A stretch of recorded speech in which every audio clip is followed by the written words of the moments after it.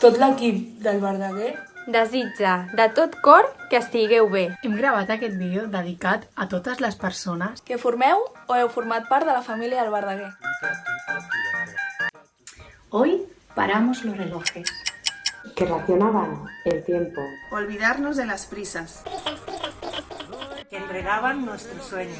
Hoy jugamos un partido. Y aunque nos parezca eterno, Para salvar al que está fuera. solo hay que quedarse en casa. Y verás que es posible vivir sin arrancar hojas del calendario. Y cuando todo acabe comprobarás. Qué bonito fue ser solidario. La lectura compartida Es un don que recibimos. Una puerta que no abrimos. A menudo en esta vida. Brindaremos con abrazos. Cuando pasen estos días, tomaremos buena nota de esta hazaña colectiva. Nos paró el tiempo aquí. Y aunque hoy cerramos la puerta, Encontramos lo que ayer fue fugaz. Hoy es la vida entera. Hoy paramos los relojes que racionaban el tiempo. Olvidamos esas prisas que enredaban nuestros sueños. Hoy jugamos un partido y aunque nos parezca eterno, para salvar al que está afuera solo hay que quedarse dentro.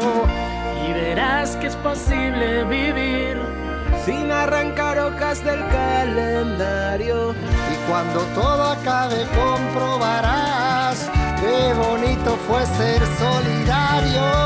Nos paró el tiempo aquí y aunque hoy cerramos la puerta, encontramos lo que ayer fue fugaz. Hoy es la vida entera.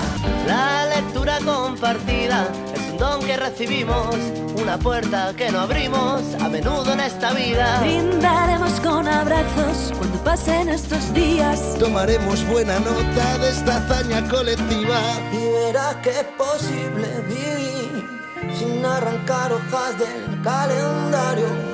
Y cuando todo acabe comprobarás qué bonito fue ser solidarios. Nos paró el tiempo aquí y aunque hoy cerramos la puerta, encontramos lo que ayer fue fugaz. Hoy es la vida entera.